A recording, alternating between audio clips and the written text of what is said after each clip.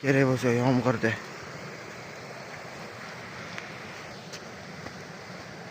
Apsilagan qo'l ketdim. Qo'lni hamma joyim qo'l. Yomg'irda kerakmi? Shuna joy mana tuman.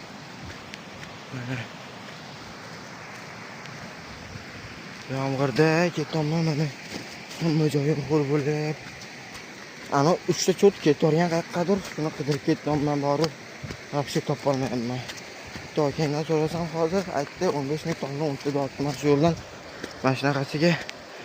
Lekin hali yurib topa olmayapman-da. Pastdan yurganim yaxshi, hozir tepa pastni bo'ladi-yu. Mana shu yerdan bundoq tushsak, tepa pastni yomg'irda. Shuning uchun qanaqa joy bo'lsa faqat pastdan yurish kerak. Endi aniqlar topsam bo'ldi gilamnisi. Kiyimim ham shularda bor. Bitta futbolkaga ketyapman. Onasini shamollamasam bo'ldi men. Bitta dona narsa olib ketgani uchun onasining o'zimcha muzika ishini qilamanmi dedimmi, o'zim xayolimda quyiyam. Bitta ko'mir olib kelish uchun tog' soyga tushib chiqdim. Onang ham bilsin. Hozir endi chiqqa qo'l bo'lib ketyapman, endi nima qilishni bilmay. Masjidlardan donamisi yiqilmasdan o'tishda oyoqlar suvji farqi yo'q degani bu. Bu naturalniy qo'l bo'lgan. Ana u cho'tlarni miyasi ishlaganmi ishlamaganmi bilmayman. Yomg'ir bo'lyapti. O'g'animizni kutaylik.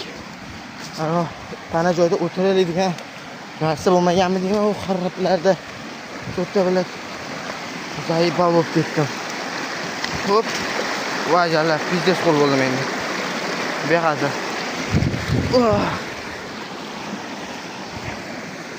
Agar o'g'ani tursa bo'lardi-da. Yo'q, unaqa gaplar bizda. Onasini ham. Hamma o'zi uchun janob kiyim ko'rasizlar. Pizdes qo'llar. Oyog'imdagilar ham qo'l bo'lib ketdi, nima qilishni bilmayman. Aloqlarni qidirib yuribman bor bo'lib. Zayiba. Afzal bo'lmaganda boru. Pashon naxuy deb qo'yardi. Naturalniy gap. Onasining orqasidan yomg'irda kelgan yo'q edi menga bu narsa. Afzalga olib boramiz deb. Hech kim bizdan boshqa odam yo'q. Bitta 4 kishi, 5 kishi bo'lib baga o'xshab chiqib ketganmiz-da. Endi buni prosta qilaveraylik, onasidan yesdi.